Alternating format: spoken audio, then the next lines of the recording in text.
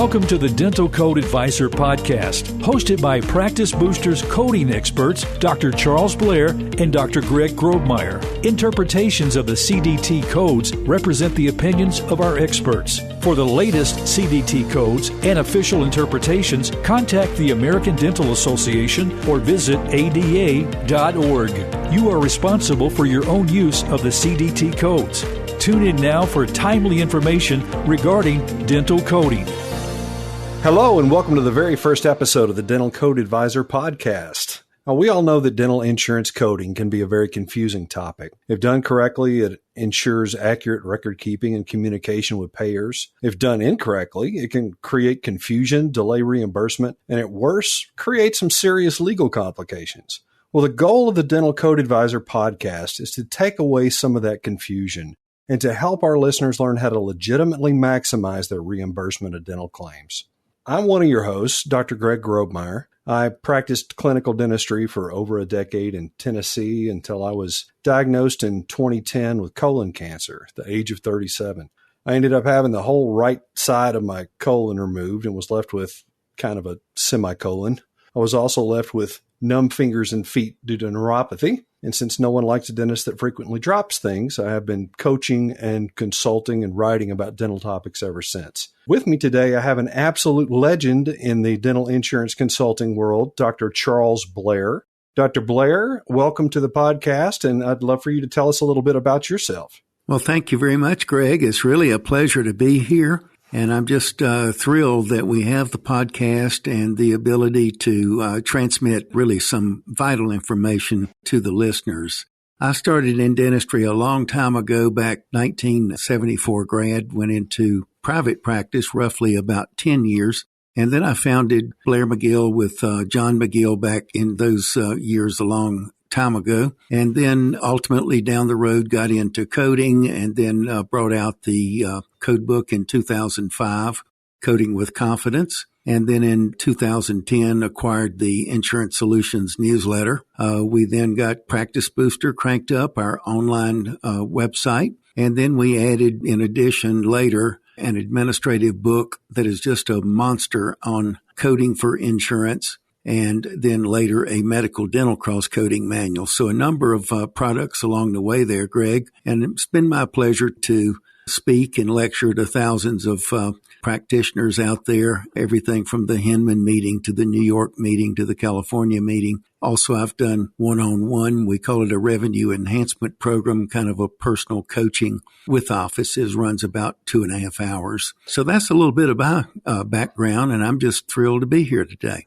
Yeah, and I've gotten to sit in on some of those revenue enhancement seminars, and they are just absolutely wonderful for what you're offering to these dentists to be able to go through their codes, look to see what they're doing correctly, what they're doing incorrectly, and give them some guidance along the way. And we look very forward to picking your brain about different topics we're going to discuss. Today, we're going to be talking about the Code Maintenance Committee itself, who they are, what they do, how they maintain the code set year to year. So they're part of a larger group from the ADA, the Council on Dental Benefits. The Code Maintenance Committee itself meets every March, I guess it is, in Chicago at ADA headquarters and goes over all the proposed changes and things for each year to keep the CDT current.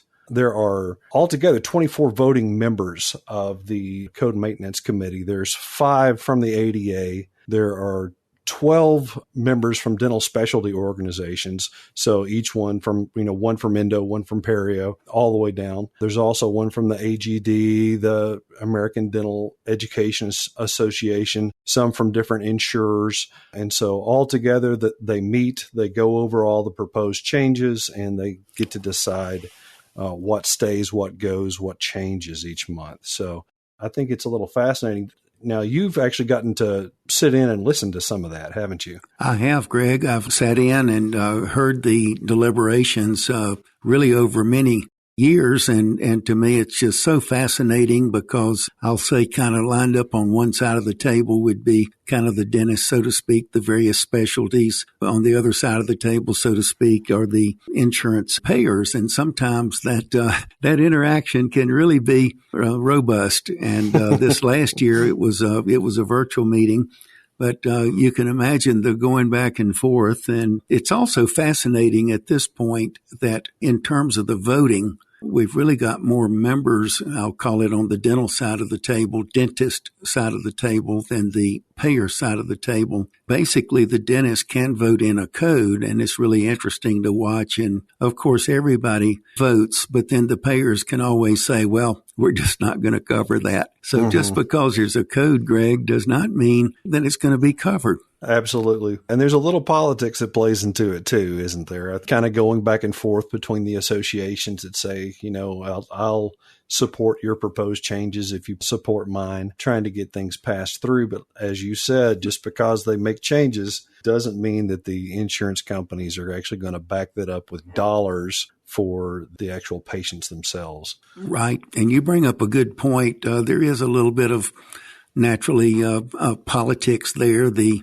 AGD might want something, and the perio people specialty would like something, and they may, say, hey, please consider what I'm bringing to the table, and vice versa. That's a little bit of how it works. And that brings up, Greg, also that anybody can submit a code, and the cutoff date, I believe, is in November each year. You can go to the ADA website and find that. So anybody can submit a code. But recommendations, though, is to work through your organization. So if you're a member of AGD, as an example, or you're an endodontist, work through your organization, because if they adopt what you would like to do, it's a lot of weight when it then goes before the committee. So anybody can submit a code, but the players there, the voters there, have got a big say, naturally, that they're voting. But literally anybody, even just a general dentist who's out there and they determine that, hey, this particular thing, I don't really have a good way. I'm 999ing this particular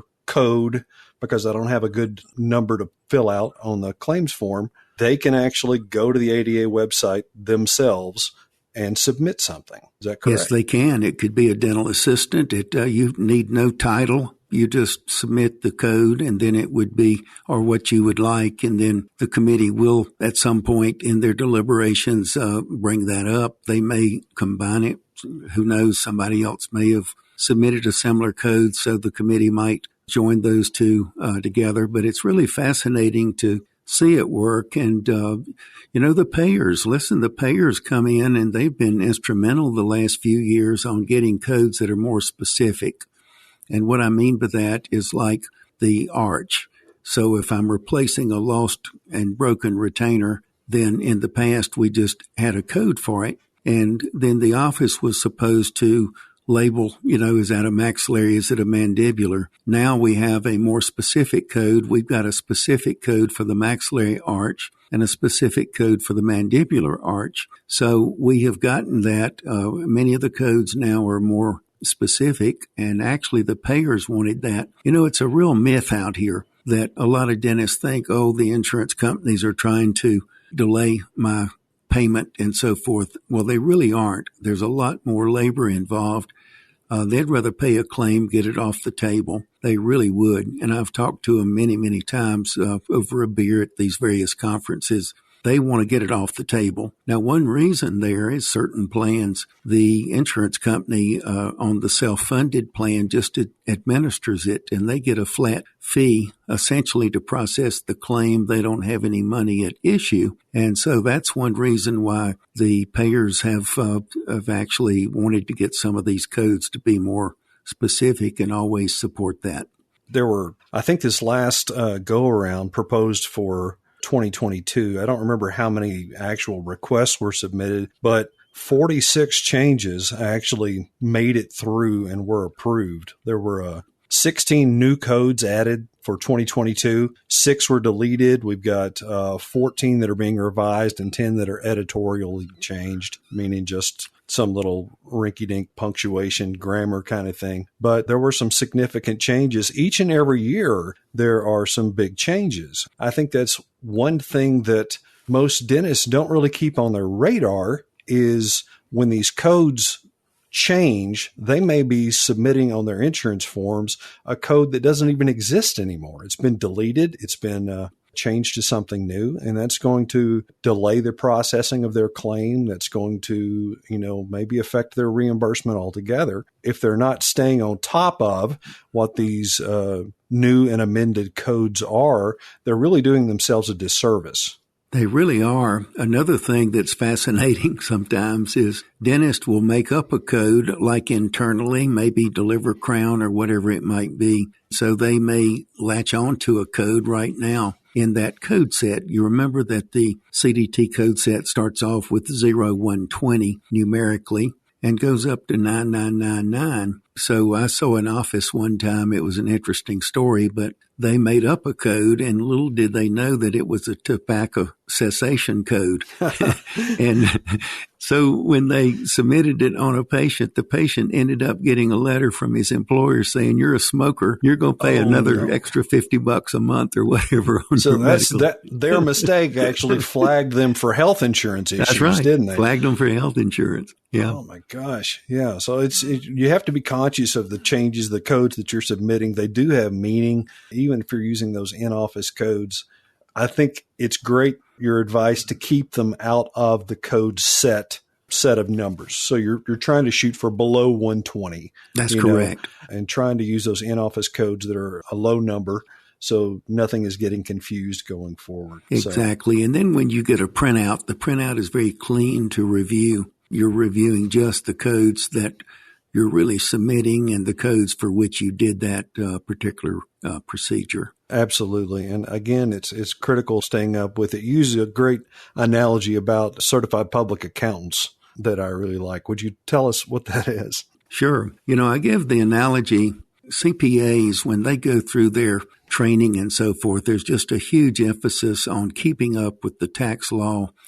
A CPA wouldn't be caught dead with last year's taxes in any way, either with a publication sitting on their desk or looking it up on a website or in their software. They just wouldn't be caught dead. And yet we dentists are highly trained, but in dental school, there's very little emphasis on this. So a lot of dentists get out. And what's ironic is that the studies show that it costs about 8 to 10% to run a front office. So if I've got $1 million practice, I'm spending about $80,000 to $100,000 on several people out front. It's just such a shame, and we see this so often, is where the dentist won't give his team a $100 code book, and yet spending all that money on the team. We need to give them the tools. And so I would just really admonish anybody listening here, please keep up, give your team the correct tools, maximize that legitimate reimbursement out there, because it's a changing ball game. Back in my day, I go back about 40, 50 years here in dentistry, and I just look back, and I practiced dentistry about 10 years in there, and my clinical notes were horrible. I'd just say tooth number 3 crown and anesthetic so much, and that was it. And today, as you know, narratives are not looked at as much anything like today. The big conversion is these insurance companies are wanting to see actually the doctor's clinical notes, and if they didn't say it, it never existed. Gosh, and those narratives, like most of those, or a lot of the time, they may not even actually read the narratives. If they decide to dig into it, they are going to read the narrative. But the fact that there is a narrative doesn't mean that it's going to actually be read. That's absolutely true. And some of the plans even they can program their computers. Was a narrative written? Yes. Then pay the claim. Was a narrative not written? No, it wasn't. Like a code that we really emphasize is the palliative code 9110, which is a minor procedure done at the emergency visit. There you always do a narrative. And one other point is narratives can't be more than 80 characters and be guaranteed to get to the insurance payer on the other end of the internet circuit. So your software might accept more than 80 characters there, Greg, but so you might do a 120 character message, but only 80 gets through to the payer on the other end, and they're just kind of dreaming what you might have written. As the software will truncate that down to 80 characters, and then you've lost half of what you're trying to say. So hard to argue your point when half of your argument is in the ether, doesn't even exist. So I understand. But if it's actually reviewed by a person, that's different. But when the computers are just scanning through these things, it may not get seen. So that's absolutely the truth. I wanted to ask you a little bit about in-network versus out-of-network. How much does it matter about what you're coding? If you're not in network, is it still that important to keep the codes correct? Well, that's another kind of old wives' tale out here in dentistry is that, and we see this, the doctor says, well, I'm out of network, and kind of acts like, well, now I can do like I want to. But from a coding perspective, it's identical. In other words, the ADA emphasizes that to code what you do. So if I'm doing a pan and bite wings, I've got to put that down. I could never put down a full series. But on the other hand, when I put down a pan and bite wings and turn that into the payer, they legally, and this is absolutely legal, can pay an alternative benefit of a full series amount of money. So always code what you do. And really the difference is in the write-off. And so this write-off side of the game is very, very complex. So when I'm a member of a PPO, I'm in a new world. But as far as just reporting what we do, it's the same whether you're in network or out of network. Yeah, and from a legal standpoint, too, not just making sure that you have accurate notes is what's going to keep you from losing a malpractice suit. Making sure that everything is accurate is a shortcut that a lot of dentists take that they really shouldn't be taking. That's right. And I talk about, lightning can strike because I run into so many teams and doctors will say, well, we've never had a problem with that. It's kind of like somebody's been speeding down the interstate for the last 20 years and never been caught. And yet they're really speeding. They just hadn't had a flashlight in their face yet. Mm-hmm. and so just because they haven't heard from the insurance industry doesn't mean what they're doing is approved and is okay. Absolutely. That's going to be a topic of some of our upcoming podcasts is how to stay out of jail, how to make sure that you're doing the right thing, that you're coding properly, that you're writing in the chart correctly, that your protocols are legal, not illegal. These are things that we're going to be talking about in the future on upcoming podcasts with you and with some of our other guests that we'll have. So I'm really looking forward to the opportunity to speak with you about it more. I believe that in the next session, we're going to be talking about the ins and outs of PPO contracts, understanding what those handcuffs are in the plan documents, how to obtain those, how to really know what it is that you're getting into when you sign up with a PPO. So we're going to be discussing that going forward. I look forward to that opportunity as well. Don't miss that one, folks. Our listeners, be sure you get that next podcast because it's just loaded. We find that so many dentists don't realize the handcuffs that the PPO has, and they don't look at the contract and have no knowledge of really the provider manual. So we'll go into detail with all of that next session. Well, fantastic. Well, Dr. Blair, it's been fantastic speaking with you today. I've enjoyed it. I'm hoping that our listeners are learning something about the CDT and the Code Maintenance Committee, where these things come from. They're not just some random numbers that are pulled out of the ether. These are really, really discussed and bounced back and forth amongst some very intelligent people, figuring out what's appropriate in good, solid reporting. So I thank you for your time, and I look forward to our next session together. Thank you. This podcast is brought to you by Practice Booster, an eAssist publishing company. To learn more, visit dentalcodeadvisor.com.